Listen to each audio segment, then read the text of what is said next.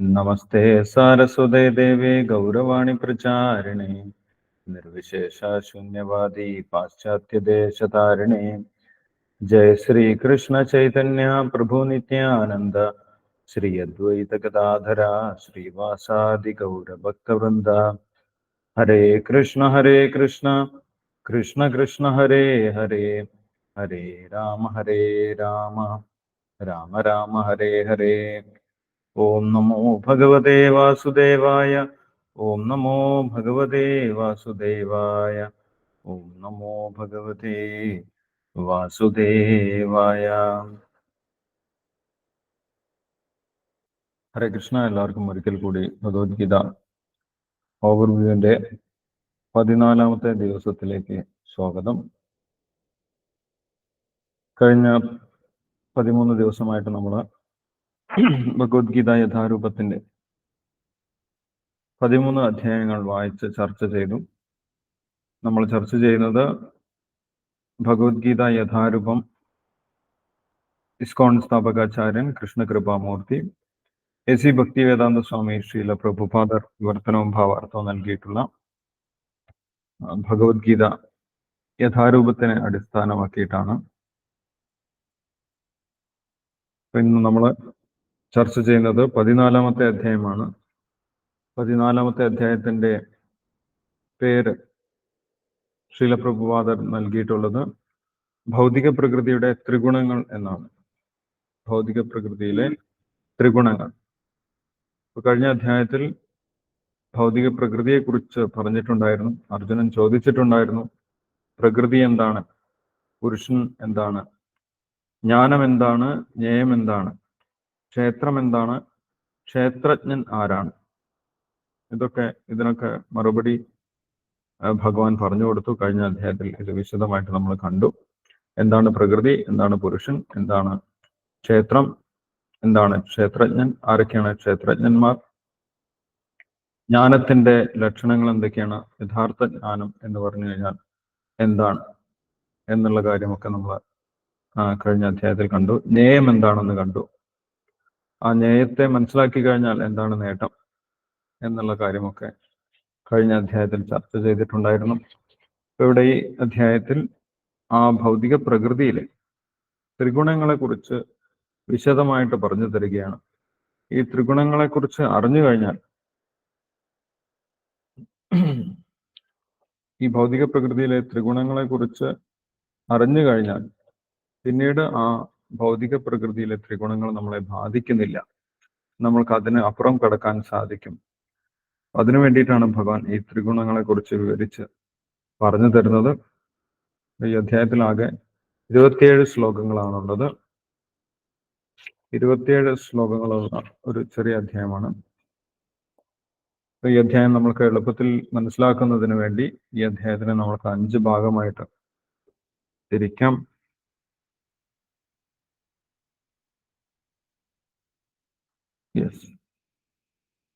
ഏതൊക്കെയാണ് ഭാഗം എന്ന് നമ്മൾക്ക് നോക്കാം.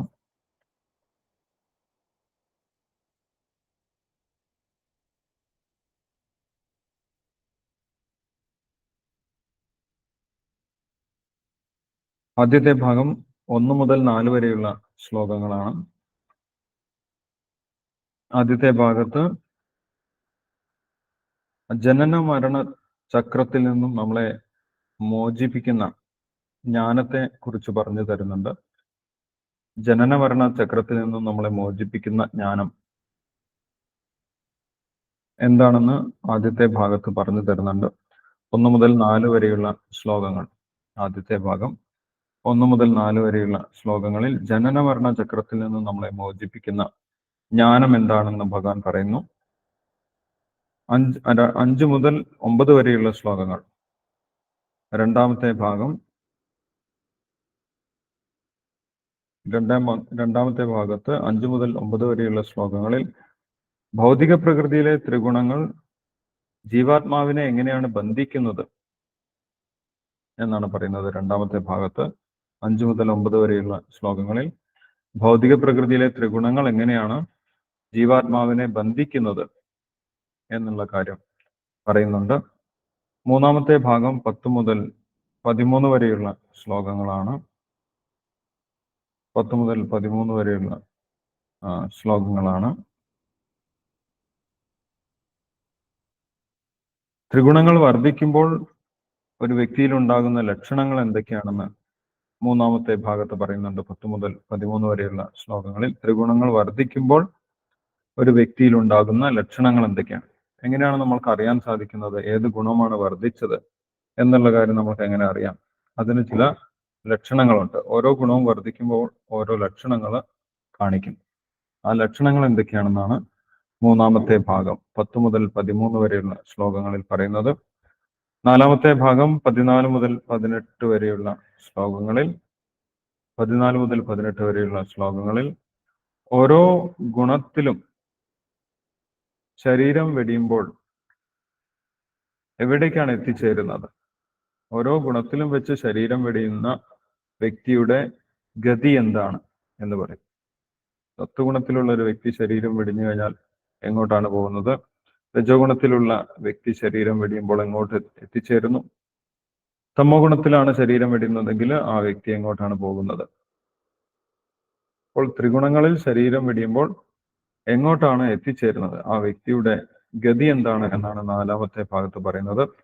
14 മുതൽ 18 വരെയുള്ള ശ്ലോകങ്ങളിൽ. അവസാനത്തെ ഭാഗം 19 മുതൽ 27 വരെയുള്ള ശ്ലോകങ്ങളിൽ ഈ ഭൗതിക പ്രകൃതിയിലെ ഗുണങ്ങളെ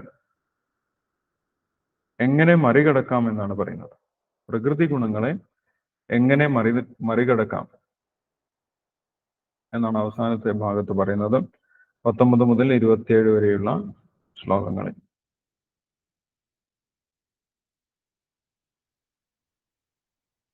യെസ്, ഈ അധ്യായത്തിന്റെ വിഭജനം മനസ്സിലായോ? പ്രഭുജി മനസ്സിലായി. ഓക്കെ, ഇപ്പൊ നമ്മൾക്ക് ശ്ലോകങ്ങൾ നോക്കാം.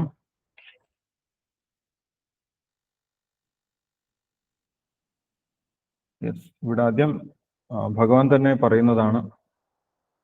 ഭഗവാൻ കഴിഞ്ഞ അധ്യായത്തിന്റെ തുടർച്ചയായിട്ട് പറയുകയാണ്. കഴിഞ്ഞ അധ്യായം ഭൗതിക പ്രകൃതിയെ കുറിച്ച് സൂചന നൽകിയിട്ടുണ്ടായിരുന്നു. കാരണം ഗുണസങ്കോച്യ സത് അസദ്യോനി ജന്മസു 22ാമത്തെ ശ്ലോകത്തിൽ പറഞ്ഞിട്ടുണ്ടായിരുന്നു. ഒരു ജീവാത്മാവ് എങ്ങനെയാണ് ഈ ഭൗതിക പ്രകൃതിയിൽ ബന്ധനസ്ഥനാകുന്നത്? ഭൗതിക പ്രകൃതിയിലെ ത്രിഗുണങ്ങളുമായിട്ട് ബന്ധപ്പെടുന്ന സമയത്താണ് ഒരു വ്യക്തിക്ക് ഭൗതിക ശരീരം സ്വീകരിക്കേണ്ടി വരുന്നത് എന്ന് കഴിഞ്ഞ അധ്യായത്തിൽ പറഞ്ഞിട്ടുണ്ടായിരുന്നു. കാരണം ഗുണസങ്കോസ്യ സത് അസദ്യോനി ജന്മസ്. നല്ലതും ചീത്തയുമായിട്ടുള്ള ഭൗതിക ശരീരങ്ങൾ നമ്മൾക്ക് കിട്ടുന്നത് ഈ ഭൗതിക പ്രകൃതിയിലെ ത്രിഗുണങ്ങളുമായിട്ട് സംഘമുണ്ടാകുന്ന സമയത്താണ് എന്ന് പറഞ്ഞിട്ടുണ്ടായിരുന്നു. അപ്പൊ എന്താണ് ത്രിഗുണങ്ങൾ? എങ്ങനെയാണ് ഈ ത്രിഗുണങ്ങൾ പ്രവർത്തിക്കുന്നത്? ത്രിഗുണങ്ങൾ വർദ്ധിക്കുമ്പോൾ ഓരോ വ്യക്തിയിലും ഉണ്ടാകുന്ന മാറ്റങ്ങൾ എന്തൊക്കെയാണ്? എങ്ങനെയാണ് ഈ ത്രിഗുണങ്ങളെ മറികടന്ന് ഭഗവാന്റെ അടുത്തേക്ക് തിരിച്ചു പോകാൻ സാധിക്കുന്നത്? ഇതൊക്കെ ഈ അധ്യായത്തിൽ വിശദമായിട്ട് പറയുന്നുണ്ട്. അതുകൊണ്ട് ഈ അധ്യായം മനസ്സിലാക്കി കഴിഞ്ഞാൽ, യഥാർത്ഥത്തിൽ ഈ അധ്യായത്തിനെ കുറിച്ച് ബോധ്യം വന്നു കഴിഞ്ഞാൽ, ഇതിൽ പറയുന്ന കാര്യങ്ങൾ മനസ്സിലാക്കി കഴിഞ്ഞാൽ തന്നെ ഒരു വ്യക്തിയെ ത്രിഗുണങ്ങൾ ബാധിക്കുന്നില്ല എന്നിവിടെ ഭഗവാൻ പറയുന്നുണ്ട്. അല്ലെങ്കിൽ ആ വ്യക്തിക്ക് ജനന ഭരണ ചക്രത്തിന്റെ പുറത്തേക്ക് കിടക്കാൻ സാധിക്കുമെന്ന് ഇവിടെ ആദ്യത്തെ ഭാഗത്ത് ഭഗവാൻ പറയുന്നുണ്ട്. ഈ അധ്യായം പഠിച്ചാലുള്ള അതിന്റെ പ്രാധാന്യം, അതിന്റെ നേട്ടമാണ് ആദ്യത്തെ ഭാഗത്ത് ഭഗവാൻ പറയുന്നത്. നമുക്ക് നോക്കാം. 1ാമത്തെ ശ്ലോകത്തിൽ ഭഗവാൻ പറയുന്നു, പരംഭൂയ പ്രവക്ഷ്യാമി ജ്ഞാനാനാം ജ്ഞാനമുത്തമം യജ്ഞാത്വാ മുനയ സർവേ പരം സിദ്ധിമിതോ ഗത. പരംഭൂയ പ്രവക്ഷ്യാമി, ഉയർന്ന ജ്ഞാനത്തെക്കുറിച്ച് ഞാൻ പറഞ്ഞു തരാം എന്നാണ് ഭഗവാൻ പറയുന്നത്. യജ്ഞാത്വാ മുനയ സർവേ പരാം സിദ്ധിമിതോ ഗത. എന്ത് ജ്ഞാനം സ്വീകരിച്ചിട്ടാണ് ഋഷിമാരൊക്കെ യജ്ഞാത്വാ മുനയ സർവേ പരാം സിദ്ധിമിതോ ഗത, ഏറ്റവും ഉന്നതമായിട്ടുള്ള ലോകത്തിലേക്ക് എത്തിച്ചേർന്നിട്ടുള്ളത്? ആ ജ്ഞാനത്തിനെ കുറിച്ച് ഞാൻ പറഞ്ഞു തരാമെന്നാണ് ഭഗവാൻ ഇവിടെ പറയുന്നത്. 2ാമത്തെ ശ്ലോകത്തിലും ഇനി പറയാൻ പോകുന്ന കാര്യത്തിന്റെ പ്രാധാന്യമാണ് ഭഗവാൻ പറയുന്നത്. ഇതം ജ്ഞാനം ഉപാശ്രിത്യ മമ സാധർമ്യമാഗത സർഗേഭിനോപജായന്തേ പ്രളയേന വ്യഥന്തിച്ച. ഇവിടെ പറയാൻ പോകുന്ന ജ്ഞാനം ഉൾക്കൊണ്ടു കഴിഞ്ഞാൽ മമ സാധർമ്യമാകത, ഭഗവാനെ പോലെ അതീന്ദ്രിയമായിട്ടുള്ള രൂപം നമ്മൾക്ക് ലഭിക്കും എന്ന് പറയുന്നു. മമ സാധർമ്യമാകത സർഗേഭിനോപജായന്റെ പ്രളയേന വ്യതന്തിച്ച. അങ്ങനെ ഭഗവാന്റെ ആ ഭാവത്തിൽ എത്തിക്കഴിഞ്ഞാൽ, ഭഗവാനെ കുറിച്ച് മനസ്സിലാക്കി കഴിഞ്ഞാൽ എന്ത് സംഭവിക്കും? സർഗേഭിനോപജായന്റെ പ്രളയേന വ്യതന്തിച്ച. പിന്നീട് ഈ ഭൗതിക പ്രകൃതിയിലെ പ്രളയവും അല്ലെങ്കിൽ ഭൗതിക പ്രകൃതിയുടെ നാശവും അല്ലെങ്കിൽ ആ ഭൗതിക പ്രകൃതിയുടെ സൃഷ്ടിയും ഒന്നും ആ വ്യക്തിയെ ബാധിക്കുന്നില്ല എന്ന് പറയും. ഇപ്പൊ ഭഗവാനെ മറന്നുപോയത് കൊണ്ടാണ് ഈ ഭൗതിക ലോകത്തിലേക്ക് വരേണ്ടി വന്നത്. ഭഗവാനെ കുറിച്ച് മനസ്സിലായി കഴിഞ്ഞാൽ പിന്നീട് ഈ ഭൗതിക ലോകത്തിലേക്ക് തിരിച്ചു വരേണ്ട ആവശ്യമില്ല. ആ ഒരു ജ്ഞാനത്തിനെ കുറിച്ച് ഭഗവാൻ പറയാമെന്നാണ് പറയുന്നത്. എന്താണ് ഭഗവാൻ പറയുന്നത്? ഭഗവാനെ കുറിച്ച് അറിഞ്ഞിരിക്കേണ്ട രണ്ട് കാര്യങ്ങൾ 2 ശ്ലോകങ്ങളിലായിട്ട് 3-4 ശ്ലോകങ്ങളിലായിട്ട് ഭഗവാൻ പറയുന്നുണ്ട്. മമ യോനിർ മഹത് ബ്രഹ്മ തസ്മിൻ ഗർഭം ദദാമ്യഹം സംഭവ സർവഭൂതാനാം തതോ ഭവതി ഭാരത. ഈ മുഴുവൻ ഭൗതിക പ്രപഞ്ചവും സൃഷ്ടിക്കപ്പെട്ടിട്ടുള്ളത് ഭഗവാനിൽ നിന്നാണ് എന്നുള്ള കാര്യമാണ് ഇവിടെ ഭഗവാൻ പറയുന്നത്. ഭഗവാനിൽ നിന്നാണ് ഈ മുഴുവൻ ഭൗതിക പ്രപഞ്ചവും വന്നിട്ടുള്ളത്. അല്ലാതെ ഭഗവാൻ എന്ന് പറയുന്നത് ഈ ഭൗതിക പ്രപഞ്ചത്തിൽ ജനിച്ചിട്ടുള്ള ഒരു വ്യക്തിയല്ല. ഭഗവാൻ ഈ ഭൗതിക പ്രകൃതിയുടെ ഒരു ഭാഗവുമല്ല. അത് 9ാമത്തെ അധ്യായത്തിൽ വളരെ വ്യക്തമായിട്ട് ഭഗവാൻ പറയുന്നുണ്ട്. ഭഗവാനിൽ നിന്നാണ് ഈ മുഴുവൻ ഭൗതിക ലോകവും വന്നിട്ടുള്ളത്. ഭഗവാനാണ് ഈ ഭൗതിക പ്രപഞ്ചത്തിന്റെ ഉറവിടം എന്ന് നമ്മൾ കൃത്യമായിട്ട് അറിഞ്ഞിരിക്കേണ്ടതാണ്. അപ്പോൾ ഭൗതിക പ്രപഞ്ചത്തിൽ ഉണ്ടാകുന്ന മാറ്റമൊന്നും ഭഗവാനെ ബാധിക്കുന്നില്ല. അത് ഭഗവാനെ കുറിച്ച് നമ്മൾ അറിഞ്ഞിരിക്കേണ്ട ഒരു രഹസ്യമാണ്. മമ യോനിർ മഹത് ബ്രഹ്മ തസ്മിൻ ഗർഭം ദദാമ്യഹം സംഭവ സർവഭൂതാനാം തതോ ഭവതി ഭാരത. ബ്രഹ്മം എന്ന് പറയപ്പെടുന്ന സമഗ്ര ഭൗതിക സത്യത്തിലെ ജനനത്തിന് കാരണം അത് എന്നിൽ നിന്ന് ഗർഭം ധരിച്ച സകല ജീവസത്തകൾക്കും ജന്മം കൊടുക്കും. മുഴുവൻ ഭൗതിക പ്രപഞ്ചത്തിന്റെയും ഉറവിടം എന്ന് പറയുന്നത് ഭഗവാൻ ശ്രീകൃഷ്ണനാണ് എന്നുള്ള കാര്യം നമ്മൾ അറിഞ്ഞിരിക്കേണ്ടതാണ്. ഇനി 4ാമത്തെ ശ്ലോകത്തിൽ പറയുന്നു, സർവയോനിഷു കൗന്ദേയ മൂർത്തയ സംഭവന്തിയ താസാം ബ്രഹ്മ മഹത് യോനിർ അഹം ബീജപ്രദ പിത. എല്ലാ ജീവജാലങ്ങളുടെയും സർവയോനിഷു കൗന്ദേയ എന്നാണ് ഭഗവാൻ പറയുന്നത്. നമ്മൾ കാണുന്നതും കാണാത്തതുമായിട്ടുള്ള എല്ലാ ജീവജാലങ്ങളുടെയും സർവയോനിഷു കൗന്ദേയ മൂർത്തയ സംഭവന്തിയ, ഇവിടെ രൂപമെടുത്തിട്ടുള്ള എല്ലാ ജീവജാലങ്ങളുടെയും താസാം ബ്രഹ്മ മഹത് യോനിർ അഹം ബീജപ്രദ പിത. ആ ജീവജാലങ്ങളുടെ ഒക്കെ പിതാവ്, അതിന് ജീവൻ നൽകിയിട്ടുള്ള പിതാവ് ആരാണ്? പിതാവ് ഭഗവാൻ തന്നെയാണ് എന്ന് ഭഗവാൻ ഇവിടെ പ്രഖ്യാപിക്കുന്നു. അപ്പം എല്ലാ ജീവജാലങ്ങളും ഉത്ഭവിച്ചിട്ടുള്ളത് യഥാർത്ഥത്തിൽ ഭഗവാനിൽ നിന്നാണ്. ഓരോ ശരീരത്തിലേക്കും ജീവൻ നൽകുന്നതും ഭഗവാൻ തന്നെയാണ്, അല്ലെ? അച്ഛനമ്മമാർക്ക് ഒരു ഭൗതിക ശരീരം സൃഷ്ടിക്കാൻ മാത്രമേ സാധിക്കുള്ളൂ. അതിന് ജീവൻ നൽകുന്നത് ആരാണ്? ജീവൻ നൽകുന്നത് ഭഗവാനാണ്. അതുകൊണ്ട് എല്ലാ ജീവജാലങ്ങളുടെയും പിതാവ് ഭഗവാൻ തന്നെയാണ് എന്ന് നമ്മൾ അറിഞ്ഞിരിക്കേണ്ടതാണ്. ഭഗവാനാണ് പരമമായിട്ടുള്ള പിതാവ് എന്നിവിടെ പറയുന്നു. സർവയോനിഷു കൗന്ദേയ മൂർത്തയ സംഭവന്തിയ താസാം ബ്രഹ്മ മഹത് യോനിർ അഹം ബീജപ്രദ പിത. എല്ലാ ജീവജാലങ്ങളിലും ജീവാത്മാവുണ്ട്. മനുഷ്യനിൽ മാത്രമല്ല ആത്മാവുള്ളത്, എല്ലാ ജീവജാലങ്ങളിലും ആത്മാവുണ്ട്, ജീവാത്മാവുണ്ട്. ആ ജീവാത്മാവിന്റെ ഒക്കെ ഉറവിടം ഭഗവാൻ തന്നെയാണ് എന്ന് നമ്മൾ അറിഞ്ഞിരിക്കേണ്ടതാണ്.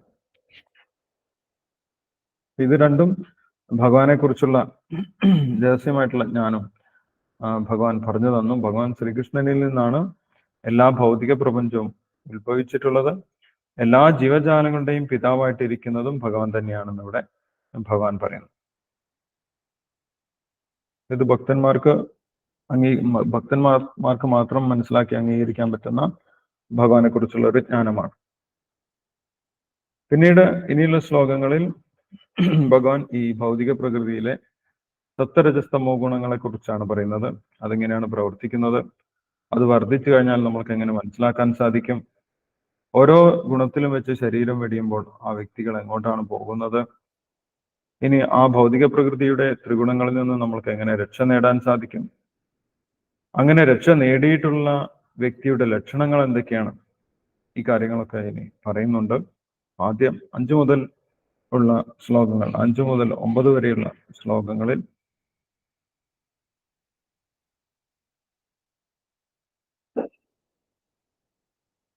യെസ് 5 മുതൽ 8 വരെയുള്ള ശ്ലോകങ്ങളിൽ എങ്ങനെയാണ് ഈ ഭൗതിക പ്രകൃതിയിലെ ത്രിഗുണങ്ങൾ ഒരു വ്യക്തിയെ ബന്ധിച്ചു നിർത്തുന്നത്? വ്യത്യസ്ത രീതിയിലാണ് ഓരോ ഗുണവും ഓരോ ജീവാത്മാക്കളെ ബന്ധിക്കുന്നത്. അതെങ്ങനെയാണ് എന്ന് ഇവിടെ പറയുന്നുണ്ട്. 5-ാമത്തെ ശ്ലോകത്തിൽ പറയുന്നു, സത്വം രജസ്തമ ഇതി ഗുണ പ്രകൃതി സംഭവ നിബധ്നന്തി മഹാബാഹോ ദേഹേ ദേഹിനം അവ്യയം. ഈ ഭൗതിക പ്രകൃതിയിൽ 3 ഗുണങ്ങളാണ് ഉള്ളതെന്ന് പറഞ്ഞിരിക്കുന്നു. എന്തൊക്കെയാണ്? സത്വം, രജസ്, തമസ്. സത്വഗുണം, രജോ ഗുണം, തമോ ഗുണം. ഈ സത്വരജസ് തമോ ഗുണങ്ങളാണ് ഒരു ജീവാത്മാവിനെ ഈ ശരീരത്തിൽ ബന്ധിച്ചു നിർത്തുന്നത് എന്ന് പറയും. ജീവാത്മാവിന് യഥാർത്ഥത്തിൽ ശരീരവുമായിട്ട് ബന്ധമില്ല, പക്ഷെ അതിനെ ബന്ധിച്ചു നിർത്തുന്നത് ഈ ത്രിഗുണങ്ങളാണ്. ത്രിഗുണങ്ങൾ കൊണ്ട് ജീവാത്മാവിനെ ശരീരത്തിൽ കെട്ടിയിട്ടിരിക്കുകയാണ്. എങ്ങനെയൊക്കെയാണ് കെട്ടിയിടുന്നത് എന്നാണ് അടുത്ത ശ്ലോകങ്ങളിൽ പറയുന്നത്. 6-ാമത്തെ ശ്ലോകത്തിൽ പറയുന്നു, തത്ര സത്വം നിർമ്മലത്വാത് പ്രകാശകം അനാമയം സുഖസംഖ്യേന ബധ്നാതി ജ്ഞാനസംഖ്യേന ചാനഘ. സത്വഗുണം എങ്ങനെയാണ് ഒരു വ്യക്തിയെ ബന്ധിക്കുന്നത് എന്നിവിടെ പറഞ്ഞിരിക്കുന്നു. സുഖസംഖ്യേന ബധ്നാതി ജ്ഞാനസംഖ്യേന ചാനക. സത്വഗുണത്തിലിരിക്കുന്ന വ്യക്തിക്ക് പെട്ടെന്ന് ജ്ഞാനം സ്വീകരിക്കാൻ സാധിക്കും. അറിവുകളൊക്കെ പെട്ടെന്ന് സ്വീകരിക്കാൻ സാധിക്കും. അതുകൊണ്ട് അറിവ് പെട്ടെന്ന് ഈ ഭൗതിക പ്രകൃതിയെക്കുറിച്ച് മനസ്സിലാക്കാൻ സാധിക്കുന്നു. കൂടുതൽ അറിവുള്ളത് കൊണ്ട് ആ വ്യക്തിക്ക് ഭൗതിക ലോകത്തിൽ കൂടുതൽ സുഖ സൗകര്യങ്ങൾ ലഭിക്കുന്നു. അങ്ങനെ ഈ ഭൗതിക ലോകത്ത് തന്നെ സുഖമായിട്ട് ജീവിക്കാനുള്ള ഒരു അവസരം സത്വഗുണത്തിലുള്ള ഒരു വ്യക്തിക്കുണ്ടാകും. അപ്പോൾ ആ സത്വഗുണത്തിലുള്ള വ്യക്തി വിചാരിക്കും, ഈ ലോകം തന്നെയാണ് സുഖം, ഇവിടെ തന്നെയാണ് സ്വർഗം, ഇവിടെ തന്നെ സുഖമായിട്ട് ജീവിക്കാം, ജീവിതത്തിന് വേറെ ലക്ഷ്യമൊന്നുമില്ല എന്നവര് വിചാരിക്കും. അപ്പോൾ നമ്മൾ ഭഗവാനെ കുറിച്ചൊന്നും അറിയേണ്ട ആവശ്യമില്ല, നമ്മൾ മറ്റൊന്നും പഠിക്കേണ്ട ആവശ്യമില്ല, ഭഗവത്ഗീത ഒന്നും പഠിക്കേണ്ട ആവശ്യമില്ല, ഇവിടെ തന്നെ സുഖമായിട്ട് ജീവിക്കാം, ഇവിടെ സുഖമാണല്ലോ, എനിക്ക് യാതൊരു കുഴപ്പമില്ല എന്നവർ വിചാരിക്കും. അത് ഒരു ബന്ധനമാണ്, അല്ലെ? ഭഗവാനെ കുറിച്ച് അറിയുന്നതിൽ നിന്നുള്ള ഒരു തടസ്സമാണ് ഈ സുഖം എന്ന് പറയുന്നത്. അപ്പം ആ സുഖത്തിന്റെ രൂപത്തിൽ ഒരു ജീവാത്മാവിനെ ബന്ധിച്ചു നിർത്തുന്നത് സത്വഗുണമാണ് എന്ന് പറഞ്ഞിരിക്കും. സത്വഗുണത്തിലുള്ളവർക്ക് ഇവിടെ തന്നെ സുഖമായിട്ട് അനുഭവപ്പെടും. ഈ ഭൗതിക ലോകത്ത് തന്നെ സുഖം, കുഴപ്പമൊന്നുമില്ല, ഞങ്ങൾ സുഖമായിട്ട് ജീവിക്കുന്നു, നല്ല വീടുണ്ട്, നല്ല ഭാര്യ, നല്ല മക്കള്, നല്ല എഡ്യൂക്കേഷൻ, കാറ്, സമ്പത്ത്, ഇതൊക്കെ ആവശ്യത്തിനുണ്ട്. അതുകൊണ്ട് ഞങ്ങൾക്ക് ഇതിന്റെ ഒന്നും ആവശ്യമില്ല, ഈശ്വരന്റെ ആവശ്യമില്ല, അല്ലെങ്കിൽ മറ്റൊന്നും പഠിക്കേണ്ട ആവശ്യമില്ല, ഞങ്ങൾ ഇവിടെ സുഖമായിട്ട് ജീവിക്കും. ഇത് ഒരു ബന്ധനമാണ്. ആത്മീയമായിട്ട് ഉയരുന്നതിൽ നമ്മളെ തടസ്സപ്പെടുത്തുന്ന ഒരു ബന്ധനമാണ് ഈ സുഖം എന്ന് പറയുന്നത്. സത്വഗുണത്തിലുള്ള സുഖം. ഞങ്ങളിവിടെ ഹാപ്പിയാണ്, ഞങ്ങൾക്ക് നാമം ജപിക്കേണ്ടതൊന്നും ആവശ്യമില്ല, ഇതൊന്നുമില്ലാതെ തന്നെ ഞങ്ങളിവിടെ സുഖമായിട്ട് ജീവിക്കുന്നു എന്നവർ വിചാരിക്കും. അപ്പം ആ വിചാരത്തിന്റെ പുറകിൽ ആരാണ് പ്രവർത്തിക്കുന്നത്? സത്വഗുണമാണ് പ്രവർത്തിക്കുന്നത്. സുഖസംഖ്യേന ബധ്നാതി ജ്ഞാനസംഖ്യേന ചാനക. ഭൗതികമായിട്ടുള്ള ജ്ഞാനം അവർക്കുള്ളത് കൊണ്ട്, ഈ ഭൗതിക ലോകത്തിൽ സുഖമായി ജീവിക്കാൻ സാധിക്കുന്നത് കൊണ്ട് അവര് ബന്ധനത്തിൽപ്പെട്ടിരിക്കുകയാണ്. അത് സത്വഗുണത്തിലുള്ള ബന്ധനമാണ്. സത്വഗുണത്തിലുള്ളവരെങ്ങനെയാണ് ബന്ധിക്കുന്നത്? ഭഗവാൻ ബന്ധിക്കുന്ന ഈ ഭൗതിക പ്രകൃതി എങ്ങനെയാണ് ബന്ധിക്കുന്നത് എന്നുള്ള കാര്യമാണ് പറഞ്ഞിരിക്കുന്നത്. 7-ാമത്തെ ശ്ലോകത്തിൽ രജോ ഗുണം എങ്ങനെയാണ് ഒരു വ്യക്തിയെ ബന്ധിക്കുന്നത് എന്ന് പറഞ്ഞിരിക്കുന്നു. രജോ രാഗാത്മകം വിദ്ധി തൃഷ്ണാസംഗ സമുദ്ഭവം തന്നിബധ്നാതി കൗന്ദേയ കർമ്മസംഗേന ദേഹിന. ഇനി ഒരു വ്യക്തി രജോ ഗുണത്തിലാണെങ്കിൽ ആ വ്യക്തിക്ക് തൃഷ്ണസംഗ സമുദ്ഭവം. തൃഷ്ണ എന്ന് പറഞ്ഞു കഴിഞ്ഞാൽ അടക്കാൻ പറ്റാത്ത ആഗ്രഹങ്ങൾ, ഭൗതികമായിട്ടുള്ള ആഗ്രഹങ്ങൾ, എത്ര കിട്ടിയാലും തൃപ്തി വരാത്ത അവസ്ഥ, ഒന്നും തികയുന്നില്ല എന്ന് തോന്നുക. അത് എന്തുകൊണ്ടാണ്? രജോ ഗുണം കൊണ്ടാണ്. അപ്പൊ ആ വ്യക്തി എന്ത് ചെയ്തുകൊണ്ടിരിക്കും? ആ വ്യക്തി രാപ്പകൽ അധ്വാനിച്ചുകൊണ്ടിരിക്കും, രാപ്പകൽ കഷ്ടപ്പെട്ടുകൊണ്ടിരിക്കും, രാപ്പകൽ കൂടുതൽ നേടുന്നതിന് വേണ്ടി, ഭൗതികമായിട്ടുള്ള നേട്ടങ്ങൾ ഉണ്ടാക്കുന്നതിന് വേണ്ടി പ്രവർത്തിച്ചുകൊണ്ടേയിരിക്കും. അതാരുടെ പണിയാണ്? അത് രജോ ഗുണത്തിന്റെ പരിപാടിയാണ്. രജോ ഗുണത്തിലുള്ള വ്യക്തിയെ ശരീരത്തിൽ ബന്ധിക്കുന്നത് ഇങ്ങനെയാണ്. രജോ രാഗാത്മകം വിധി. ഭൗതികമായിട്ടുള്ള ഒരുപാട് ആഗ്രഹങ്ങളുണ്ടാകും. ഭൗതിക ലോകത്തിനോട് വലിയ ആകർഷണം ഉണ്ടാകും. ഇവിടെ ഒരുപാട് നേട്ടങ്ങൾ ഉണ്ടാക്കണം, ഇവിടെ വലിയ ആളായിട്ട് മാറണം, ഇവിടെ സമൂഹത്തിൽ വലിയ വ്യക്തിയായിട്ട് മാറണം, അങ്ങനെ സുഖമായിട്ട് ജീവിക്കാം എന്ന് വിചാരിച്ച് അങ്ങനെ കഷ്ടപ്പെട്ടുകൊണ്ടേയിരിക്കും. ഇത് രജോ ഗുണത്തിന്റെ പ്രവർത്തനമാണ് പറഞ്ഞിരിക്കുന്നത്. അങ്ങനെയാണ് രജോ ഗുണം ഒരു വ്യക്തിയെ ബന്ധിക്കുന്നത്. തന്നിബധ്നാദി കൗന്ദയ കർമ്മസംഖ്യേന ദേഹിന. കർമ്മസംഖ്യേന. അപ്പൊ അവരോട് ഭഗവാനെ കുറിച്ചോ അല്ലെങ്കിൽ ഭഗവത്ഗീതയെ കുറിച്ചൊക്കെ പറയുന്ന സമയത്ത് അവർ പറയും, എനിക്ക് സമയമില്ല, എനിക്ക് ഒരുപാട് കാര്യങ്ങൾ ചെയ്യാനുണ്ട്, എനിക്ക് എൻ്റെ കാര്യങ്ങൾ തന്നെ ചെയ്തു തീർക്കാൻ സമയമില്ല. അപ്പോഴാണ് ഈ ഭഗവത്ഗീതയൊക്കെ കേൾക്കാൻ സമയമുള്ളത്. സമയമില്ല എന്ന് പറയും. കാരണം എന്താണ്? രജോ ഗുണമാണ്. രജോ ഗുണമാണ് അവിടെ പ്രവർത്തിക്കുന്നത്. രജോ രാഗാത്മകം വിധി തൃഷ്ണാ സംഘസമുദ്ഭവം തന്നിബന്ധനാദി കൗന്ദയ കർമ്മസംഖ്യേന ദേഹിനം.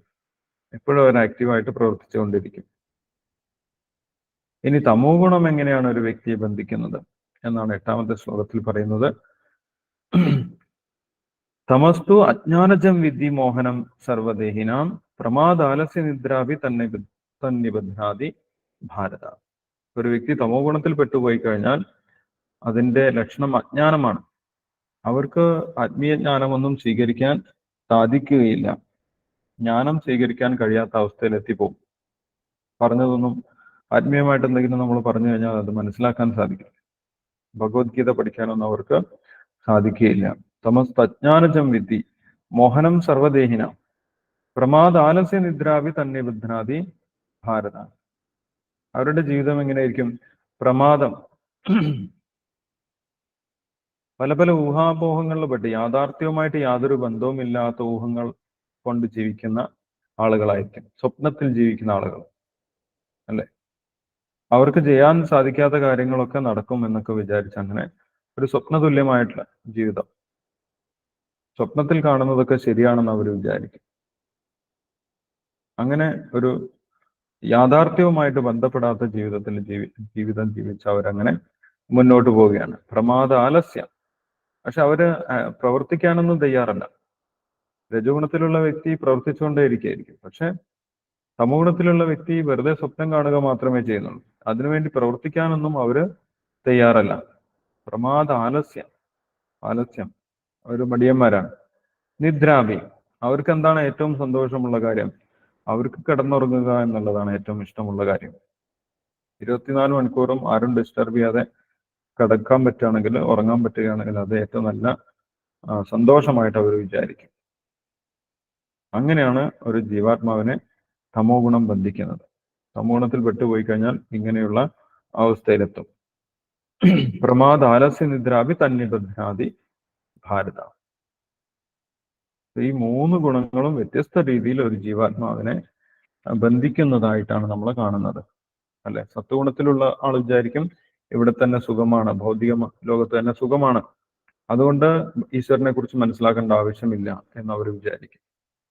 രജോ ഗുണത്തിലുള്ള ആളുകൾ ഭൗതിക നേട്ടത്തിന് വേണ്ടി പ്രവർത്തിച്ചു കൊണ്ടിരിക്കുകയാണ്, അതുകൊണ്ട് ആത്മീയ കാര്യങ്ങൾക്കൊന്നും സമയം ചെലവഴിക്കാൻ എൻ്റെ അടുത്ത് സമയമില്ല, അതൊക്കെ അനാവശ്യമായിട്ടുള്ള കാര്യമാണ്, എനിക്കിവിടെ ഒരുപാട് കാര്യങ്ങൾ ചെയ്തു തീർക്കാനുണ്ട്. അത് രജോ ഗുണമാണ്. തമോ ഗുണമാണെങ്കിൽ അവർക്ക് ഈ കാര്യങ്ങളൊന്നും മനസ്സിലാവില്ല, മാത്രമല്ല അതിൽ അവർക്ക് വലിയ താല്പര്യവുമില്ല, അവർക്ക് അതിന് മടിയായിരിക്കും. ഇങ്ങനെ 3 തരത്തില് ആത്മീയ ഉയർച്ചയ്ക്ക് തടസ്സമുണ്ടാക്കുന്നതാണ് സത്വരജ തമോ ഗുണങ്ങൾ. ഇങ്ങനെയാണ് സത്വരജ തമോ ഗുണങ്ങളെ ഒരു ജീവനെ ശരീരത്തിൽ ബന്ധിച്ചു നിർത്തുന്നത്.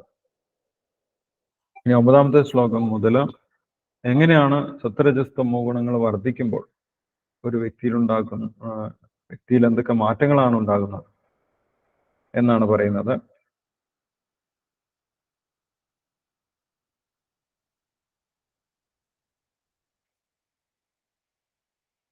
ആ ലക്ഷണങ്ങൾ 11ാമത്തെ ശ്ലോകം മുതൽ പറയുന്നുണ്ട്.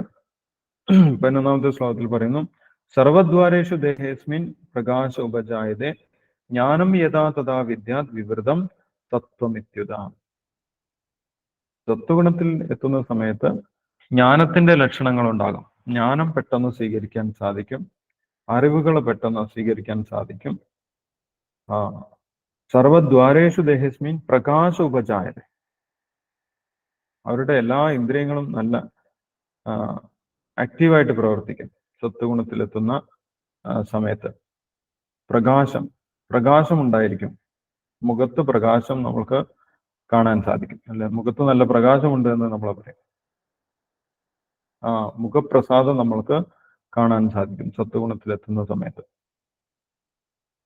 അത് സത്വഗുണത്തിന്റെ ഒരു ലക്ഷണമാണ്. സർവദ്വാരേഷു ദേഹേസ്മിൻ പ്രകാശ ഉപജായതേ ജ്ഞാനം യഥാ തഥാ വിദ്യാത് വിവൃതം തത്വമിത്യുത. മാത്രമല്ല നല്ല അറിവുണ്ടായിരിക്കും. എല്ലാ കാര്യങ്ങളെക്കുറിച്ചും ശരിയായിട്ടുള്ള രീതിയിൽ മനസ്സിലാക്കാൻ സത്വഗുണത്തിലുള്ള വ്യക്തിക്ക് സാധിക്കും. ഇതെല്ലാം സത്വഗുണത്തിന്റെ ലക്ഷണങ്ങളാണ്.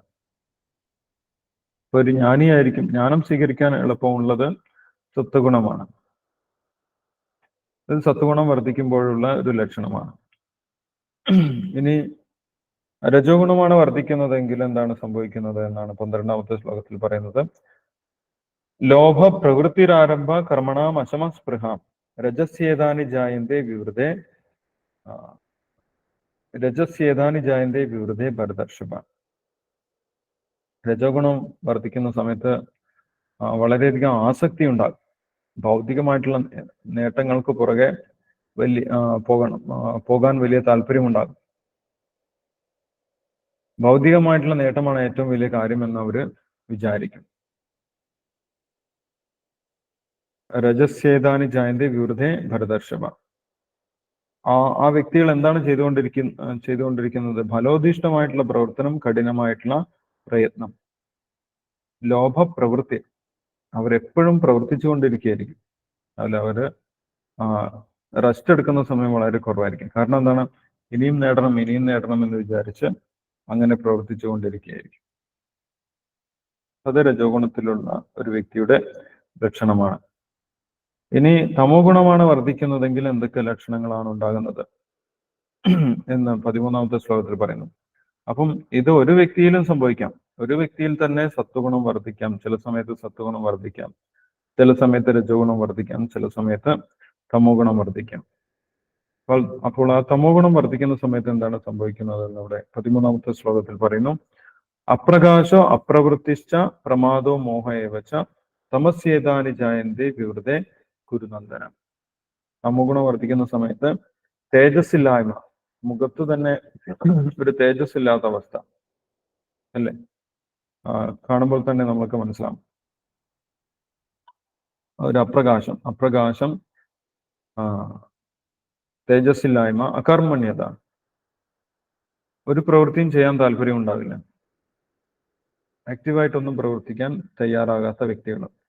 പ്രമാദം, വ്യാമോഹം എന്നിവ പ്രകടമാകുന്നു. അപ്രകാശം അപ്രവർത്തിച്ച പ്രമാദോ മോഹമേവച തമസ്യേതാനി ജായന്തേ വിവൃതേ കുരുനന്ദനം. അവര് എപ്പോഴും ദിവാസ്വപ്നത്തിലായിരിക്കും. എന്തെങ്കിലും കാര്യങ്ങൾ ചെയ്യാൻ അവർക്ക് മടിയായിരിക്കും. അങ്ങനെയുള്ള ഒരവസ്ഥയാണ് തമോ ഗുണം എന്ന് പറയുന്നത്. തമോ ഗുണത്തിന്റെ ലക്ഷണമാണ്. ഇനി ഈ ഗുണങ്ങളിൽ വെച്ചുകൊണ്ട് ഒരു വ്യക്തി മരിച്ചു പോവുകയാണെങ്കിൽ, ഓരോ ഗുണത്തിലും വ്യക്തികൾ മരിക്കുന്ന സമയത്ത് എങ്ങോട്ടാണ് അവർ എത്തിച്ചേരുന്നത്, എന്താണ് അവരുടെ ഗതി എന്നുള്ള കാര്യം അടുത്ത ശ്ലോകങ്ങളിൽ പറയുന്നുണ്ട്. 14 മുതലുള്ള ശ്ലോകങ്ങളിൽ 14ാമത്തെ ശ്ലോകത്തിൽ സത്വഗുണത്തിൽ ഒരു വ്യക്തി മരിച്ചു കഴിഞ്ഞാൽ എവിടേക്കാണ് എത്തുന്നത് എന്നാണ് പറയുന്നത്. യഥാ സത്വേ പ്രവൃദ്ധേതു പ്രളയം യാതി ദേഹവൃത് തദോത്തമ വിധാൻ ലോകാൻ അമലാൻ പ്രതിബദ്ധത. സത്വഗുണം വർദ്ധിച്ചു നിൽക്കുന്ന ഒരു സമയത്താണ് ഒരു വ്യക്തി മരിക്കുന്നതെങ്കിൽ ആ വ്യക്തി എങ്ങോട്ട് പോകും? തദോത്തമ വിധാൻ ലോകാൻ അമലാൻ പ്രതിബദ്ധത. ഉത്തമമായിട്ടുള്ള ഉയർന്ന ഭൗതിക ലോകങ്ങളിലേക്ക് ആ വ്യക്തിക്ക് പോകാൻ സാധിക്കും. ഉയർന്ന ഭൗതിക ലോകം എന്ന് പറയുന്നത് തപോലോകം, ജനലോകം, മഹർലോകം, സത്യലോകം തുടങ്ങിയിട്ടുള്ള ഉയർന്ന ലോകങ്ങളിലേക്ക് എത്തിച്ചേരാൻ സാധിക്കും. സത്വഗുണത്തിൽ മരിക്കുകയാണെങ്കിൽ ഉയർന്ന ലോകങ്ങളിലേക്കാണ് ആ വ്യക്തി പോകുന്നത്. ഇനി രജോഗുണത്തിൽ വെച്ചാണ് മരണം സംഭവിക്കുന്നതെങ്കിൽ എന്താണ് സംഭവിക്കുന്നത്? 15ാമത്തെ ശ്ലോകത്തിൽ പറയുന്നുണ്ട്, രജസി പ്രളയം ഗത്വ കർമ്മസംഖ്യഷു ജായതേ. രജോഗുണത്തിലാണ് മരിക്കുന്നതെങ്കിൽ വീണ്ടും ഈ ലോകത്തിൽ തന്നെ ജീവിക്കും, ഈ ലോകത്തിൽ തന്നെ ജനിക്കും, ഭൗതിക ലോകത്ത് തന്നെ, മധ്യലോകത്ത് തന്നെ ജനിക്കും, മനുഷ്യന്മാരുടെ ഇടയിൽ തന്നെ ജനിക്കും. ഇനി തമോ ഗുണത്തിലാണ് മരിക്കുന്നതെങ്കിൽ എന്ത് സംഭവിക്കും? തഥാ പ്രലീന തമസി മൂഢയോനിഷു ജായതേ. തമോ ഗുണത്തിലാണ് മരിക്കുന്നതെങ്കിൽ മൂഢയോനിഷു, മൃഗങ്ങളായിട്ടാണ് ജനിക്കേണ്ടി വരിക. നമ്മൾ സാധാരണ വിചാരിക്കുന്നത് മനുഷ്യൻ ആയിക്കഴിഞ്ഞാൽ നമ്മൾ ഒരിക്കലും താഴോട്ട് പോകേണ്ടി വരില്ല എന്നാണ് നമ്മൾ വിചാരിക്കുന്നത്. പക്ഷെ അങ്ങനെയല്ല. നമ്മൾ ഏത് ഗുണവുമായിട്ടാണോ ബന്ധപ്പെട്ടിരിക്കുന്നത് ആ ഗുണത്തിനനുസരിച്ച് താഴോട്ടോ മുകളിലേക്കോ ഒക്കെ പോകേണ്ടി വരും. സത്വഗുണത്തിലിരിക്കുന്ന വ്യക്തിയാണെങ്കിൽ മുകളിലേക്ക് പോകും, രജഗുണത്തിലാണെങ്കിൽ ഇവിടെ തന്നെ ഇരിക്കും, തമോ ഗുണത്തിലാണെങ്കിൽ താഴോട്ട് പോകേണ്ടി വരും എന്നാണ് പറയുന്നത്. അല്ലെ, മരിക്കുന്ന എല്ലാവരും മുകളിലേക്കല്ല പോകുന്നത്. തമോ ഗുണത്തിൽ മരിക്കുകയാണെങ്കിൽ താഴോട്ടാണ് പോകുന്നത്, അല്ലെങ്കിൽ മറ്റു ജീവികളായിട്ടാണ് ജനിക്കേണ്ടി വരുന്നത് എന്നാണ് ഇവിടെ പറയുന്നത്. ഇനി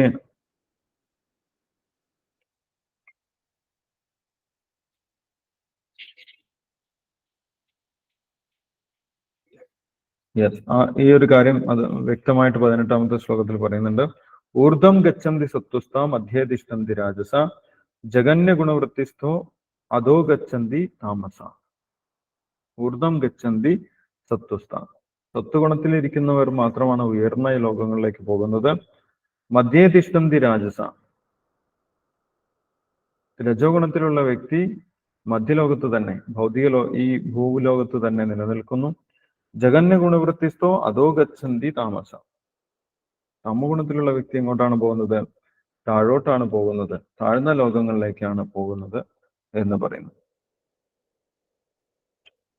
ഇനി എങ്ങനെയാണ് ഈ ഗുണങ്ങളിൽ നിന്ന് രക്ഷപ്പെടുന്നത് എന്നുള്ള കാര്യം ഭഗവാൻ പറയുന്നുണ്ട്. ത്രിഗുണങ്ങളെ അതിക്രമിക്കാൻ എങ്ങനെയാണ് സാധിക്കുന്നത്?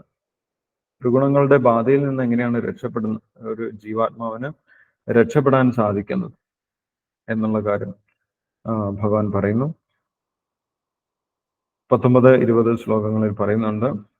നാന്യം ഗുണേഭ്യകർത്താരം യഥാദൃഷ്ടാനുപശ്യതി ഗുണേഭ്യശ്ച പരം വേത്തി മദ്ഭാവം സ്വാധിഗച്ഛതി. ഗുണാൻ ഏതാൻ അതീത്യത്രീൻ ദേഹി ദേഹസമുദ്ഭവാൻ ജന്മമൃത്യുജരാദുഃഖേർ വിമുക്തോ അമൃതം ആശ്നുതേ.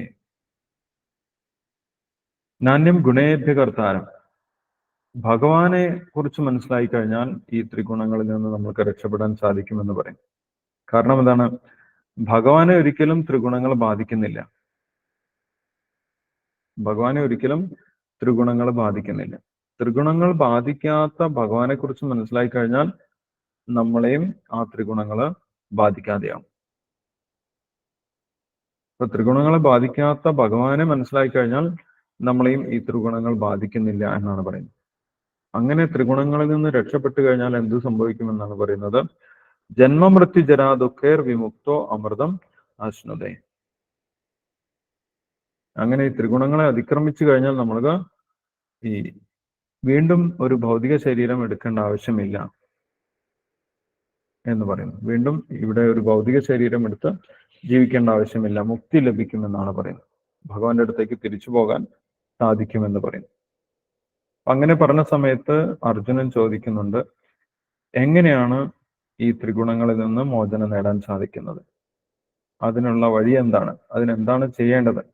മാത്രമല്ല, ഈ ത്രിഗുണങ്ങളിൽ നിന്ന് രക്ഷപ്പെട്ട, അതിൽ നിന്ന് മുക്തനായിട്ടുള്ള ഒരു വ്യക്തിയുടെ ലക്ഷണങ്ങൾ, ആ വ്യക്തിയെ കണ്ടാൽ എങ്ങനെയാണ് മനസ്സിലാകുന്നത്? ആ വ്യക്തിയുടെ ലക്ഷണങ്ങൾ എന്തൊക്കെയാണെന്ന് അർജുനൻ ചോദിക്കുന്നു 21ാമത്തെ ശ്ലോകത്തില്. അതിന്റെ ഉത്തരമാണ് ഭഗവാൻ 22 മുതൽ 25 വരെയുള്ള ശ്ലോകങ്ങളിൽ പറയുന്നത്. വ്യത്യസ്തമായിട്ടുള്ള ലക്ഷണങ്ങൾ പറയുന്നുണ്ട്. ഒരു മുക്തനായിട്ടുള്ള വ്യക്തി, ത്രിഗുണങ്ങളിൽ നിന്ന് മുക്തി നേടിയിട്ടുള്ള വ്യക്തിയുടെ ലക്ഷണങ്ങൾ 22ാമത്തെ ശ്ലോകം മുതൽ പറയുന്നുണ്ട്. ശ്രീ ഭഗവാൻ വാച പ്രകാശം ച പ്രവൃത്തിം ച മോഹമേവ ച പാണ്ഡവ നദ്വേഷ്ടി സംപ്രവൃത്താനി നവൃത്താനി കാംക്ഷതി. ഉദാസീനവദാസീനോ ഗുണൈർയോ ന വിചാല്യതേ ഗുണാവർത്തന്ത ഇത്യവം യോവതിഷ്ഠതി നേംഗതേ സുഖദുഃഖ സമദുഃഖ സുഖസ്വസ്ഥ സമലോഷ്ടാസ്മകാഞ്ചന തുല്യപ്രിയാപ്രിയോ ധീര തുല്യനിന്ദാത്മ സംസ്തുതി. ത്രിഗുണങ്ങൾ ബാധിക്കാത്ത ഒരു വ്യക്തി ഈ ഭൗതിക ലോകത്തിൽ എന്തെല്ലാം കാര്യങ്ങൾ സംഭവിച്ചു കഴിഞ്ഞാലും, സുഖം വന്നാലും ദുഃഖം വന്നു കഴിഞ്ഞാലും, ജയം വന്നാലും പരാജയം വന്നാലും, ഒരു വ്യക്തിയെ നിന്ദിച്ചാലും അല്ലെങ്കിൽ സ്തുതിച്ചാലും ഒന്നും ആ വ്യക്തിയെ ബാധിക്കുന്നില്ല. ഇങ്ങനെ വിപരീത കാര്യങ്ങൾ നടക്കുന്ന സമയത്തൊക്കെ ഒരേപോലെ സ്ഥിരബുദ്ധിയോടുകൂടി മുന്നോട്ട് പോകാൻ സാധിക്കുന്ന വ്യക്തി ത്രിഗുണങ്ങളെ അതിക്രമിച്ചിട്ടുള്ള വ്യക്തിയാണെന്ന് ഭഗവാൻ അവിടെ പറയുന്നു. മനാപമാനയോ തുല്യോ മിത്രാരി പക്ഷയോ, അവർക്ക് ശത്രുക്കളോ അല്ലെങ്കിൽ മിത്രങ്ങളോ ഒന്നും ഉണ്ടാവില്ല. കാരണം എന്താണ്? ഭഗവാൻ നേരത്തെ പറഞ്ഞ കാര്യം അവർക്ക് ഉത്തമമായിട്ട് ബോധ്യപ്പെട്ടിട്ടുണ്ടാവും. എന്താണ് ഭഗവാൻ പറഞ്ഞത്? എല്ലാവരും ഭഗവാന്റെ മക്കളാണെന്നുള്ള കാര്യം ഭഗവാൻ പറഞ്ഞു. എല്ലാവരുടെയും പിതാവ് ഭഗവാനാണെന്ന് പറഞ്ഞു. അപ്പോൾ അവർ ആ ഒരു നിലവാരത്തിലായിരിക്കും എല്ലാവരെയും കാണുന്നുണ്ടാവുക. എല്ലാവരും ഭഗവാന്റെ മക്കളാണ് എന്ന് കാണാൻ അവർക്ക് സാധിക്കും. അതുകൊണ്ട് പ്രത്യേകിച്ച് അവർക്ക് ആരും ശത്രുക്കളൊന്നും ഉണ്ടാവില്ല, പ്രത്യേകിച്ച് മിത്രങ്ങളാരും ഉണ്ടാവില്ല. എല്ലാവരും ഒരേപോലെ ആയിരിക്കും. ആ ഒരു നിലവാരമാണ് ത്രിഗുണങ്ങളെ അല്ലെങ്കിൽ ത്രിഗുണങ്ങളിൽ നിന്നും മുക്തമായിട്ടുള്ള അവസ്ഥ എന്ന് ഭഗവാൻ ഇവിടെ പറയുന്നു. ഇനി അതെങ്ങനെയാണ് എത്തുന്നത്? ഈ ഭൗതിക പ്രകൃതിയുടെ ത്രിഗുണങ്ങളിൽ നിന്ന് എങ്ങനെയാണ് രക്ഷപ്പെട്ട് പുറത്തേക്ക് പോകുന്നത്, മോക്ഷം കിട്ടി പോകുന്നത് എങ്ങനെയാണ്, അതിനുള്ള വഴി എന്താണ് എന്നാണ് 26ാമത്തെ ശ്ലോകത്തിൽ ഭഗവാൻ പറയുന്നത്. ഇത് വളരെ പ്രധാനപ്പെട്ടതാണ്. ഈ ത്രിഗുണങ്ങളിൽ നിന്ന് രക്ഷ നേടാനുള്ള മാർഗം. ത്രിഗുണങ്ങളിൽ നിന്ന് രക്ഷ നേടിയാൽ മാത്രമേ ഇനി അടുത്തൊരു ശരീരം സ്വീകരിക്കേണ്ടാത്ത അവസ്ഥ വരികയുള്ളൂ. അല്ലാത്തടത്തോളം കാലം നമ്മൾ വീണ്ടും വീണ്ടും പുതിയ ശരീരങ്ങൾ സ്വീകരിച്ചുകൊണ്ടേയിരിക്കണം. അതിനുള്ള വഴിയാണ് ഭഗവാൻ ഇവിടെ പറയുന്നത്. 26ാമത്തെ ശ്ലോകത്തിൽ എന്താണ് പറയുന്നത്? മാംചയോ അവ്യഭിചാരേണ ഭക്തിയോഗേന സേവതേ സ ഗുണാൻ സമതീത്യേതാൻ ബ്രഹ്മഭൂയായ കൽപ്പതേ. മാംചയോ അവ്യഭിചാരേണ ഭക്തിയോഗേന സേവതേ. തുടർച്ചയായിട്ട് ഭഗവാനെ ഭക്തിയോഗത്തിലൂടെ സേവിച്ചു കഴിഞ്ഞാൽ ആ വ്യക്തിക്ക് ത്രിഗുണങ്ങളിൽ നിന്നും മുക്തി നേടാൻ സാധിക്കുമെന്നാണ് ഇവിടെ പറയുന്നത്. അപ്പൊ ഭഗവാന്റെ സേവനം എന്ന് പറഞ്ഞു കഴിഞ്ഞാൽ എന്താണ്? ശ്രവണം, കീർത്തനം, വിഷ്ണു സ്മരണം, അർച്ചനം, വന്ദനം, ദാസ്യം, സാഖ്യം, പാദസേവനം, ആത്മനിവേദനം, ഇങ്ങനെയുള്ള 9 ഭക്തി സേവനങ്ങൾ തുടർച്ചയായിട്ട് ആർക്കാണോ ചെയ്യാൻ സാധിക്കുന്നത് ആ വ്യക്തി ത്രിഗുണങ്ങളിൽ നിന്നും മോചിതനാകും എന്നാണ് പറയുന്നത്. ഇപ്പൊ ഭഗവാന്റെ ഭക്തി തുടർച്ചയായിട്ട് ചെയ്തു കഴിഞ്ഞാൽ ആ വ്യക്തിയെ പിന്നീട് ത്രിഗുണങ്ങൾ ബാധിക്കുന്നില്ല. ബ്രഹ്മഭൂയായ കൽപ്പതി, ആ വ്യക്തി ഒരു മുക്തനായിട്ട് മാറുമെന്നാണ് ഭഗവാൻ പറയുന്നത്. ബ്രഹ്മണോ ഹി പ്രതിഷ്ഠാഹം അമൃതസ്യ അവ്യയസ്യ ച ശാശ്വതസ്യ ച ധർമ്മസ്യ സുഖസ്യൈകാന്തികസ്യ ച. ആ ബ്രഹ്മത്തിന്റെ ആ ബ്രഹ്മഭൂതാവസ്ഥ എന്ന് പറഞ്ഞു കഴിഞ്ഞാൽ മുക്താവസ്ഥ. ആ മുക്താവസ്ഥയുടെ അടിസ്ഥാനവും ബ്രഹ്മണോഹി പ്രതിഷ്ഠാഹം, ബ്രഹ്മത്തിന്റെ അടിസ്ഥാനവും ഭഗവാൻ തന്നെയാണ് എന്ന് നമ്മൾ അറിഞ്ഞിരിക്കണം എന്നാണ് അവസാനത്തെ ശ്ലോകത്തിൽ ഭഗവാൻ പറയുന്നത്. 27ാമത്തെ ശ്ലോകത്തിൽ പറയുന്നു, അമൃതവും അക്ഷയവും ശാശ്വതവും ആത്യന്തിക സുഖത്തിന്റെ മൂലസ്ഥാനവുമായ വ്യക്തിശൂന്യ ബ്രഹ്മത്തിന്റെ അടിസ്ഥാനവും ഞാൻ തന്നെ. നമ്മൾ പറയാറുണ്ട്, ഞാൻ ബ്രഹ്മമാണ്, അഹം ബ്രഹ്മാസ്മി. ആ ബ്രഹ്മത്തിന്റെ ഉറവിടം എന്താണ്? ബ്രഹ്മത്തിന്റെ ഉറവിടം പരബ്രഹ്മമാണ്. പരബ്രഹ്മം എന്ന് പറഞ്ഞു കഴിഞ്ഞാൽ ഭഗവാനാണ്. നമ്മൾ ഒരിക്കലും പരബ്രഹ്മമല്ല, ഭഗവാനാണ് പരബ്രഹ്മം. നമ്മൾ ബ്രഹ്മമാണ്. ബ്രഹ്മത്തിന്റെ അടിസ്ഥാനം എന്താണ്? ഭഗവാൻ തന്നെയാണെന്ന് നമ്മൾ അറിഞ്ഞിരിക്കണം. അങ്ങനെ അറിഞ്ഞിട്ടാണ് നമ്മൾ ഭഗവാന്റെ ഭക്തി ചെയ്യുന്നത്. ആ ഭക്തി തുടർച്ചയായിട്ട് ചെയ്തു കഴിഞ്ഞാൽ നമ്മൾക്ക് മുക്തി ലഭിക്കുമെന്ന് പറയും. മാംചയോ അവ്യഭിചാരേണ ഭക്തിയോഗേന സേവതേ സഗുണാൻ സമതീതേതാൻ ബ്രഹ്മഭൂയായ കൽപ്പതേ. തുടർച്ചയായിട്ട് ഭഗവാന്റെ ഭക്തി, അതായത് എല്ലാ സാഹചര്യങ്ങൾ മാറി മാറി വരാം. ചില സമയത്ത് സുഖമായിട്ട് ഭക്തി ചെയ്യാൻ സാധിക്കും, ചില സമയത്ത് നമ്മൾക്ക് എതിർപ്പുകളുണ്ടാവും, ബുദ്ധിമുട്ടുകളുണ്ടാവും. പക്ഷെ എല്ലാ സാഹചര്യത്തിലും ഒരേപോലെ ദൃഢനിശ്ചയത്തോടു കൂടി ആരാണോ ഭഗവാന്റെ ഭക്തി ചെയ്യുന്നത് ആ വ്യക്തി മുക്താത്മാവായിട്ട് മാറും. സഗുണാൻ സമതീത്യേതാൻ ബ്രഹ്മഭൂയായ കൽപ്പത എന്നാണ് പറയുന്നത്.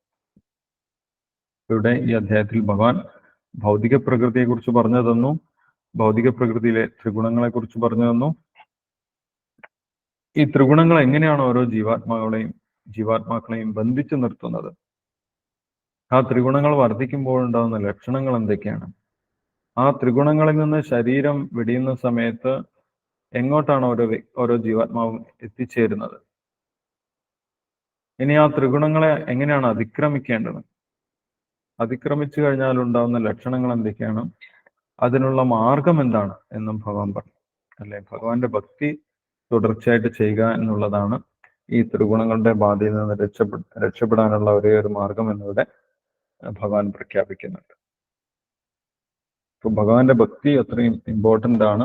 ആ ഭക്തിയുടെ പ്രാധാന്യം തന്നെയാണ് യഥാർത്ഥത്തിൽ ഈ അധ്യായത്തിൽ നമ്മൾക്ക് പറഞ്ഞു തരുന്നത്.